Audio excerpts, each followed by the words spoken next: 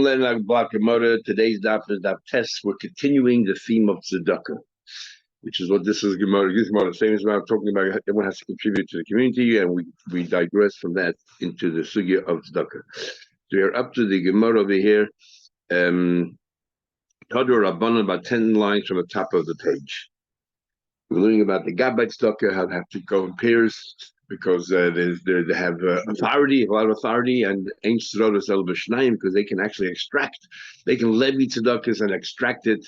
So you need a bezdin and also distribution. So it's a very serious matter. Tell them what we learned. Ein mechashrin b'tzedakah gabbai tzedakah. You don't ask the gabbai tzedakah for a reckoning. Tell me where you distributed all the money. As you know, by Moshe Rabbeinu in Parashat Pekudei, as it says on the Farshah there, that the kesef zav nechayshas, all those people who donated the nechayshas and the kesef, they pleaded, they want to know where every cent went, and Moshe Rabbeinu gives them a din b'cheshbon. The people gave the zav, they trusted Moshe Rabbeinu that he distributed accordingly. So the halacha, you trust them. If you trust them, you don't ask them for a reckoning. So too, the base of Mikdash with the Gabbayim, you don't ask them a reckoning. Where did all the money go that they raised? I don't have conclusive proof. I can still generally prove it. Shenemar is a right to it. Some basis. Shenemar that says, you don't go give a reckoning to the people. To the people who gave the money, to those who, you have to, they're by building base minutes, you have to distribute that. So many artisans and so many different workers. They tell them, how much you give here? It's too much. Keep them and they're faithful. Now, it's not a proof, because that's talking about building the base of Mikdash. Taste is not a proof, because they were all tzaddikim gemurim.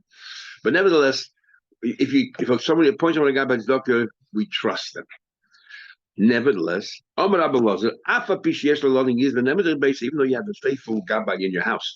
But when you give that person the money, you should count it first and make sure that whatever you said you're giving is actually given. Shenemar. And some say the reason is because if you, let's say, gave him too much money and then you don't get it back, or you think you gave too much money, you're going to start accusing this gabbai. What happened? You asked for 100, I gave you 110. What happened to like $10? And they start accusing, the gabbai of whatever, so siphoning off some money. So therefore, you should count first and make sure that you're exact. Shenemar, because it says the pasuk that what do you call it? They Kohen Gadol, and the king has his person there. By Yitzur, by Yimletz, like Kesef, they bundle the money and they counted the Kesef. I'm like Huna. A very interesting machlek. It's a poor person fronts up to you, need help. There's two kinds of poor people. Some people are destitute; they don't have clothes on the back, and some are dressed properly, but they don't have food. Which one should you interrogate or investigate to see whether they're genuine? Exactly. Which one do you just give straight away because it's Rachmanis? Means testing. If a person comes to you and says he hasn't eaten, you check them out. But they ain't boiking luxus. You don't check out someone when they're standing there. Machlekes, we're talking about somebody has no clothes on at all, mamish naked, because we'll also see an opinion on the way around. Or we're talking about somebody who was dressed very skimpily, very little clothes. Anyway, you investigate Mazayin, we don't investigate Ksus. Why not? Pasik Svara. Take the logic. You think the person is a fraud, right? There's nothing worse than shame. If a person comes to you and they're not dressed properly, they're embarrassed, nobody will put themselves through that thing to be shame. Shame hurts more than pain. And therefore, if they're embarrassed because they have no clothes, obviously they're genuine. But hunger, they might put themselves through it and so on and so forth. But, they can wait a little bit, check them out. Yes, very good. Very good, we'll talk about it in a minute. So this opinion holds that shame is the worst thing. A svara, a pasuk. It says in the pasuk, you should spread out to the poor people and give them your bread. So we dash in the word parais is with a shin. Parosh, investigate. Check out, clarify. See, first check it out and then give them. And then it says, it says, Kisira, Aram, you see somebody naked, immediately you dress them. He's allowed to straight away. So shame is the worst possible thing. Opinion number one. Opinion number two. But Rabbi Yehuda says, no, boikin liksus. They ain't boikin mizayim. Yehuda's the other way around. He says, when it comes to clothing, pain is much worse than shame. And if the guy is standing there and he hasn't eaten, he's starving, it hurts. If you pretending everything here, if he's hurting, you give them money straight away. But clothing, shame, that's bad. Pain is worse than shame.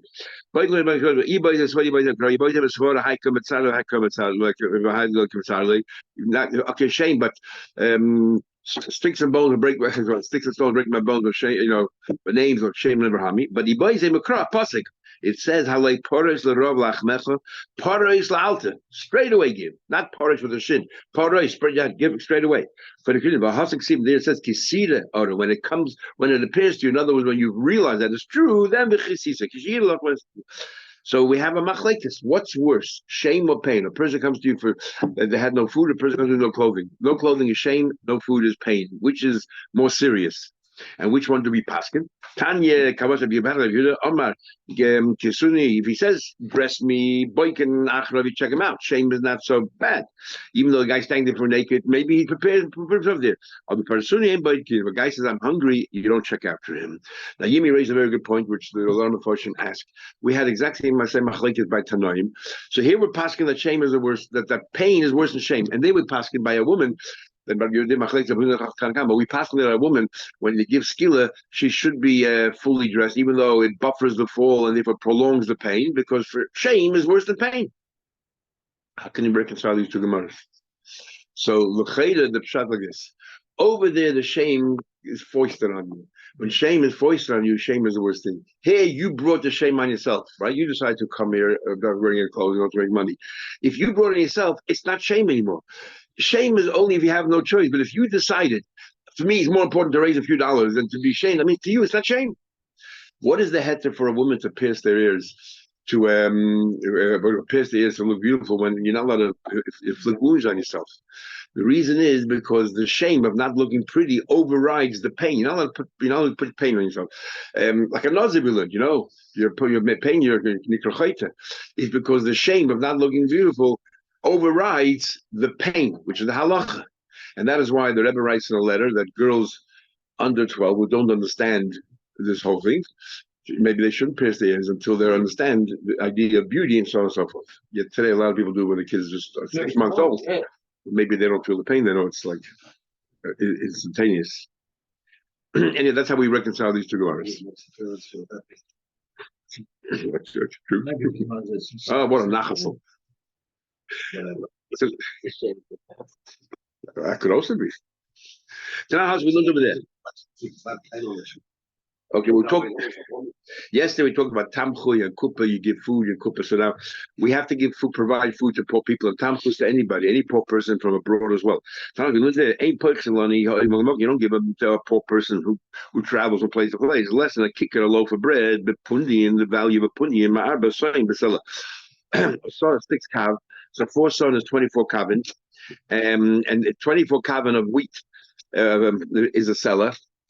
And so half a kav is 48 half kavins.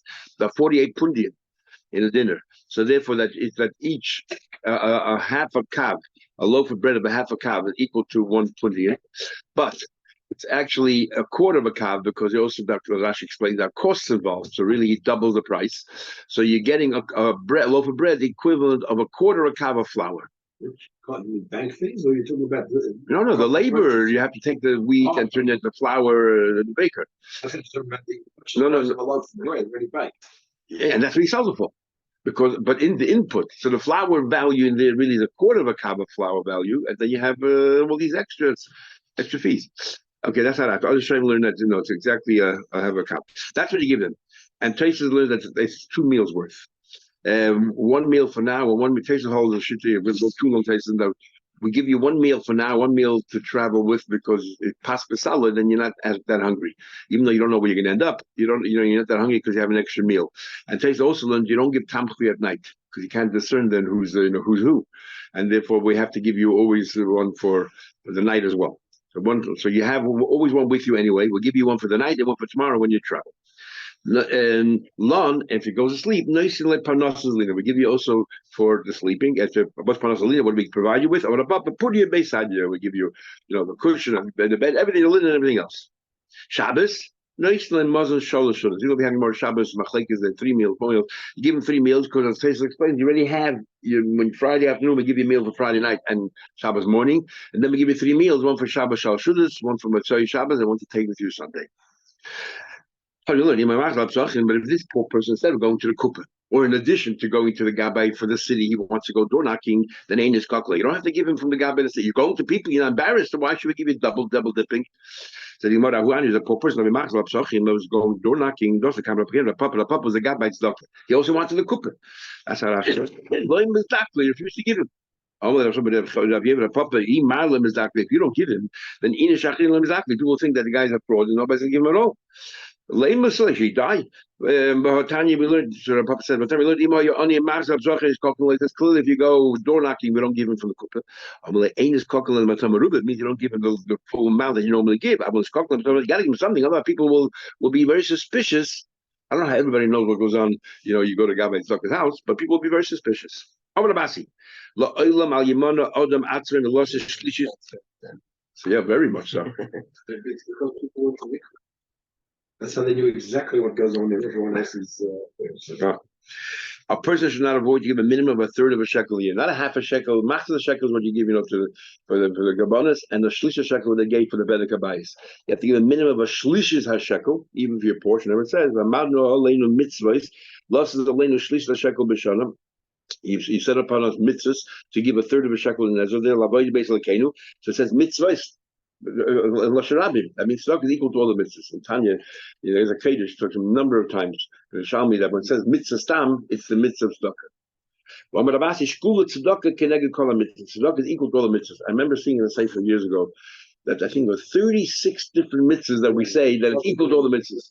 We had tzitzis, we had tefillin, and then they try to work out the difference between each one. Yeah. If this mitzvah is equal to all the other mitzvahs, how can the other mitzvah be equal to all the mitzvahs plus this mitzvah? Yeah. Greater is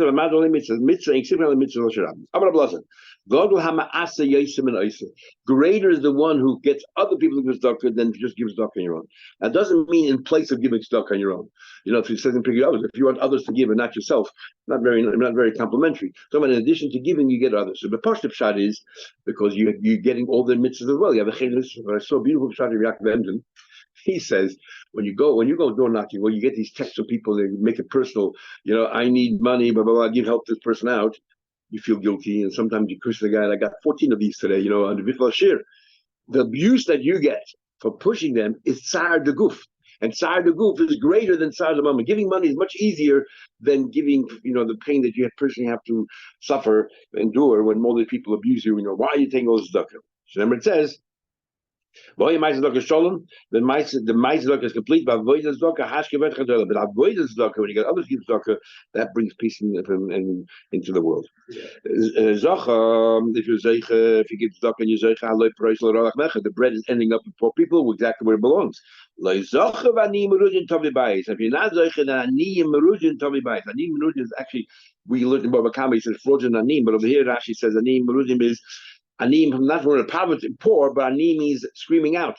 These are the merudim, are those who are have control over you. These are the Roman soldiers. They have. We need taxes where that coffers are empty. Your money is going to end up not with you anyway. It's a choice whether you give it to Tzedakah, you'll give it to the Romans. Do me a favor, please.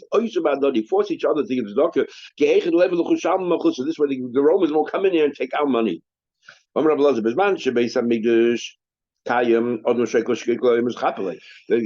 gave a shekel, and that was your kapara. Is good. Same idea. They're going to come and take your money. The afa became nechshav and tzedakah, even so is called. That the goyim took it this. And it says those who oppress you is over. Now, why is it tzedakah? A little difficult to understand. So they say that the Romans would give it to welfare to their constituents, and a number of them be eaten as well. Ultimately, it's like it's tzedakah. It's still tzedakah. Otherwise, what's the alternative? It's both kinds of tzedakah. One you give voluntary, you can choose to make sure it goes to eat. Another one, they're going to take it, it'll be generous. So here we see that that tzedakah is, even though you have no intention of giving it, ended up by poor people, it's considered tzedakah. And we had Yimi Yadav, and he said to Abisha, don't make sure that the money that these Rishonim give should not end up with poor people, so they're not great to the midst of tzedakah. It's not the giver, as we brought it right from there, but it's the main person. The thing of tzedakah is the person receiving it, and therefore the person receiving it is not real; it's fraudulent, and you did not do the mitzvah. You can have the best intentions in the world. And that's why the Rashba says in Shuvah Yiches, why you don't make a bracha on tzedakah, such a big mitzvah. We just said it's equal to all the mitzvahs in the Torah. Why make a bracha? So he says because you need the second person, and he has to be an honest person, and therefore any mitzvah that you have no control over.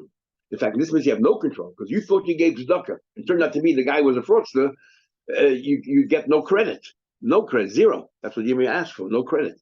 So therefore, you can't make a bracha when you're not the one who's really doing the mitzvah. Another person's not doing the mitzvah, just receiving it, so neither of them make a bracha. That's one of the explanations. This thing was told to me by Ula, this young man, this child, that caused his mother to degrade herself and different than all other women. We'll see in a minute what happened. It's a sad story. The name it says the pasuk. It says that Vayil Bash Tzedakah, you should dress Tzedakah Kashin like a panzer, like an armor. Label say Mashi is that Kokli is that effort L'Shem Gadol. Just like you have this, the chain, they have a male, every single link forms an entire piece of armor. It's called Klippa. Klippa is L'Shem Gadol. Tzedakah Klippa is L'Shem Gadol. Tzedakah also. Every little tzedakah you give, we don't say it's a bunch of disparate mitzvahs. They only accumulate, they aggregate. There is a machlek what's better to do: to give small amounts of tzedakah, to give it one big amount. The Rambam says better to give small amounts. So you're doing mitzvahs all the time, and it's like the Chinese water torture: little drips of water, but eventually it pours out. Maybe this is also why you don't make a bracha, because it's continuous. It's a non-ending complete when I want to give a tzedakah when I'm 60 years old, it counts. Adds up. I got 60 years old. Good answer. I haven't seen anyone say that, but it's a good answer. I mean, like suicide, you don't make a bracha on each. That's because it's one mitzvah. Yeah, it's a continuous thing. Even though we're saying it's tarefes, each one is still an individual mitzvah. But okay, good answer. Good answer. Okay, continue. It says the same idea, but from here it says that, and this passage is actually very derogatory, and yet it says saying all about tzidkas are like a beged that you remove from you is worthless. We're not doing anything. But since we're comparing it to a beged, my beged is that you need a bunch of threads to accumulate to make a final garment. Amazing that you learn out such a positive thing from such a negative passage. Just like in this week's parsha, we learned that the whole idea, and last week combined the two. The whole idea of a minion, we learned dafke from Kairach and from Meraglim Eida Hara and Toich. We learn from negative. Every negative can turn into positive. Am I Ula? Let's digress, but we don't understand. Why do you call him Ula Meshagid on the email? Why do you call him a young man who causes his mother to deviate from normal ways? The boy about to hear it. We had an interesting discussion. The boy Bar Ami was very shocked. Once asked Rav Sheshes, "Menayin, how do we know that a Mitzvah, the Mesa Pura, after the first tranche, he brought away the birds, and now you wait 7 days before you go bring the rest of the kabbanas and you join back Klal Yisrael. So how do you know that 7-day period, Shemetame Adam, that he's still tamei, and that if he touches a person, he's metame the person? How do we know that?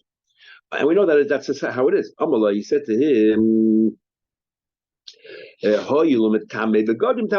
we know that he's metame the clothes that he's wearing, because it says on the 7th day he should wash his clothes, so therefore we know that he's also a metame person. Who said? Shiny, the clothes he's wearing, he has to go ahead and make mikveh. But what does that do with touching another person? Shiny. I'll prove it to you. The hasid nevela. If you move a nevela, the metame begodim, the clothes you're wearing comes tamei. Or the metame adam. That it's not metame another person. On Malay, what about a shedet? The metame adam. No, the person that touches an avela comes original to me. Touch another person doesn't become tamei. So we see, but his clothes doesn't become tamei. So there's no link between your clothes and another person.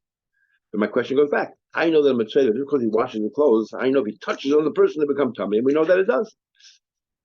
Amalei says, "Well, the sheretz the metame lebanon. How do you let so Rashi back? So how do you know sheretz is metame adam? Lava shum metame gadim. By sheretz the same thing. Since by sheretz is metame begadim, you have to work make the same thing. And then metame sheretz is metame a person. Same thing over here. Amalei sheretz behediksi, but says the Torah. Oy ish asher yiga b'chol sheretz. That's how we know. Because the Torah says, not because we're comparing it to begadim. Okay, so Rashi goes back. So Rav Sheshes goes back. Elo shichazera de metami adam. Minon haino shichazera de metami a person. The hoil must be because metami begadim since metami because said chabegi the whole and all that. So therefore metami adam metami person. Again.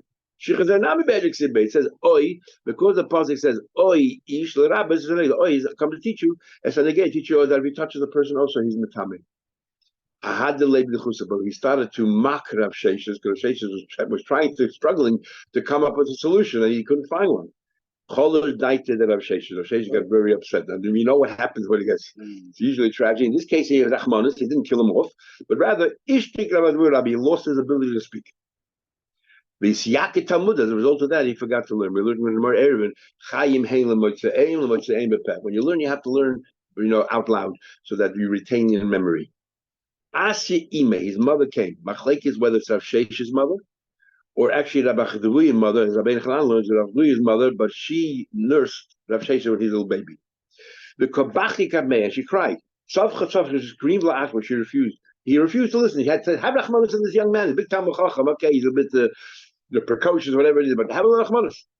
Amrlei Chazi Lahani Chadi, she reveals her breasts. He said, you see these breasts? The motzis menayu. Who you think nursed you and nurtured you when you were a little baby? The only reason why you're alive today is because of these breasts over here. And I'm asking you, boy, did Achmil have Rachmanis on this young man? Either mother asked him, and he had Rachmanis and he was healed. And that's why from then on he was called this boy, because he mocked Rav Sheshes. He was called the young man who forced his mother or the other woman to debase themselves. It was also good question. It says washing your clothes makes it put it by Yom Tzor. But what you have to wash your clothes the first time when you were tummy and we locked you up. When you finish that period, then when you're a Mitzvah, you touch a person, you matami. Afkan matami adam. The last 7 days, also you tummy a person. Talking about tzedakah, we'll continue and explaining how great tzedakah is. God will ha'ois tzedakah b'seised. Yosef Moshe Rabbeinu. Somebody does tzedakah discreetly. You are greater than Moshe Rabbeinu. The Moshe Rabbeinu says, I am scared. The different levels of anger. I'm scared of both af and chema. But people give tzedakah. It says matan b'seised. If you give tzedakah discreetly, yichfa af. You will control af. And others say that you also control that the second half also is included. That what you get rid of also the chama, the other kind of anger, that you take this strong anger and you put it in your pocket. And this argues that that you can only with tzedakah you only get rid of af, you don't get rid of chayma. And in that case, Moshe Rabbeinu and some say that Moshe Rabbeinu is greater than you because Moshe Rabbeinu, as Stacey brings out, does control does control chama. That the chama is still strong and you cannot vanquish chama. That's one version. Another version is take bribes. Maybe chama brings this terrible anger to the world. So it says whoever gives shochet to a whoever gives tzedakah to a poor person, he gets 6 brachas. The Gemara does not spell out the 6 brachas. Big machlekes in the first one 6 brachas. But I remember once the first says that pshat is the Rambam says there are 8 levels of tzedakah. The first one is that you don't know who you're giving to, and the person received doesn't know where you got it. Second level is that you know who you gave it to, but the person received has no idea where it came from. And then the other 6 other levels. So those 2 you're not mekayim when you give tzedakah. You give it to the poor man, you know, and he knows. So the first 2 you don't get, but the other 6 levels are all included in your tzedakah, and therefore that's the 6 brachas. But if you're kind and appease him, you get 11 brachas. You get 11 brachas. Now, some say it means you have to give tzedakah and you have to give brachas, so you get 6 plus 11. But if you only give brachas, like the Friedrich Rebbe said, everything Hashem created in this world is for a purpose. So why did Hashem create apocursus? What possible benefit of apocursus? So the Friedrich Rebbe said, when a poor person comes, you don't say the Eibishter will help. There's no Eibishter now. Be an apocatus. You're the one who has to help. Yeah. Yeah. Could be upset as well, but it's included as a letter from Rebbe I saw. Yeah, and the other thing is, the others say, Taka has no money, but he has no money because he has no money. Taka has no money, but he's still kind and nice to this other person and comforting. I'll tell you if you have a minute here, beautiful shot in the mission of Pig on this one. And the Gemara continues. Where do you say the six brachas? The Chivah says, "Aloi price l'Rav Lachmecha, Ani Merudin Tov Bayis," and you see the Orim, and they break it down into 6 different parts. Lamafais with both brachas, they get 11 brachas. And it says, "It's above it Tov l'Rav Nafshecha, the nefesh nalat hasbi, and the tortured soul you help out. V'zora b'chaysh erchel will shine in that night. Your light, v'afiloscha k'tzarayim, and the darkness will turn into a lump, moon. The Chachashem Tomid which will lead you. V'yibir b'chatzach v'nafshecha b'gayim b'gayim." There's the left. Said, whoever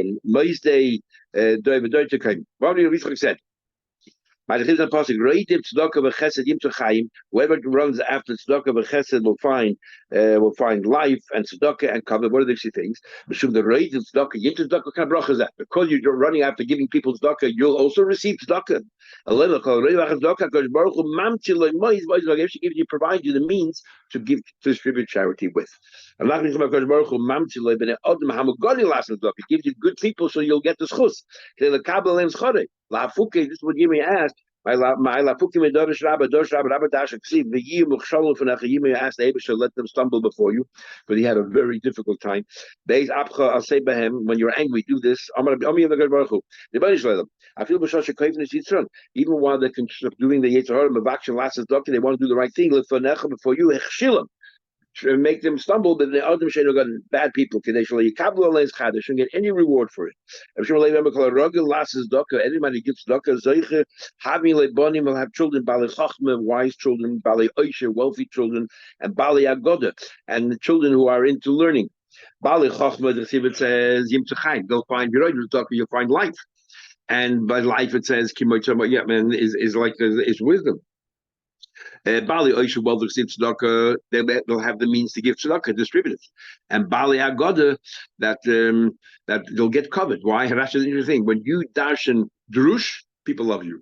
When you give a pulman shul, people are interested. So Rashi says, because they're darshanin, umoishchinas halev, hakam mechabdin. They say, wow, what a great rabbi he is. They'll get covered. Now, let me just tell you a beautiful Mishnah. The Mishnah says that 4 kinds of people give tzedakah. And this is a difficult mission that everyone has. There are 4 kinds of people who give tzedakah. Arba midas. Arba midas, there are 4 midas in giving tzedakah. And the mission is as follows. So 4 midas. Mine is yours, is mine. Amma Uretz. What is it? Amma Uretz is the guy who can't learn. This is Narish. Whatever's mine is yours, whatever yours is mine. What's that do with Amma Uretz? There's no halacha here. Shalach, mine and mine, yours is yours. That's an average person. It doesn't give any tzedakah. The yesh is daim. What a difference. Average to daim. And then shalach chazid, what's going on? So I once read, I can't remember where, when a beautiful shot to share with you. When you give tzedakah, we say it's not your money. The Eibishter uses you as a shliach. And if you don't give it, they will take it away from give it to somebody else. So the money you give tzedakah is not mine. It's the Abish's money, and I'm just his gabbai distributing it. But you know what's mine? The smile. I'm a fais, and you get good olive. Why do you get more brachas for being nice than giving money? He can't put in the bank your smile, but he can bank your money. So why should you get more credit for something? Because that's mine. It's not the Abish's, it's mine. The money I'm giving you is the Abish's. So I get more credit for mine. And now I'll go to the Mishnah. If a guy says, Shali, what I own, which is a smile, Shalach, I'll give you a smile. Shalach, the money that I have, which is really yours, Shali, I'm keeping that. Because the Gemara said, I get more brachas for smiling. So he learned the Gemara that doesn't mean I'm giving you tzedakah and I'm smiling. I just had to smile, give you a coffee, and I'm better off than a guy who gives you $100. I'm Aris. You don't understand Pshat the Gemara. You're not Aris. The Gemara didn't mean only brachas. The Gemara meant brachas together with the tzedakah. But if a person says Shali, I'm smiling. I'm not smiling. You think I'm happy that I have to give you $100? But shalach, I will give you the money. Shalach, begrudgingly, you give them the money or all that because you have to give. So the Bain is probably most people behave this way. You think they're enthusiastic giving away money, but yet you give. And the Yeshem is Umidas Daim. No, the fact that it's a pivotal part of giving tzedakah is making the guy feel comfortable as well, not just the money. But if a person says Shali Shalach, the smile I'm going to give you, and Shalach and the money both, that's a chassid.